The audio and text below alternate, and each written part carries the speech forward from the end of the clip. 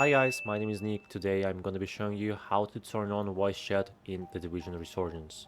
As you can see, now I'm in the game, and here all you need to do is just click on this button right near the joystick. So click on the microphone button, and here you can find microphone control, speaker control, and voice chat channel.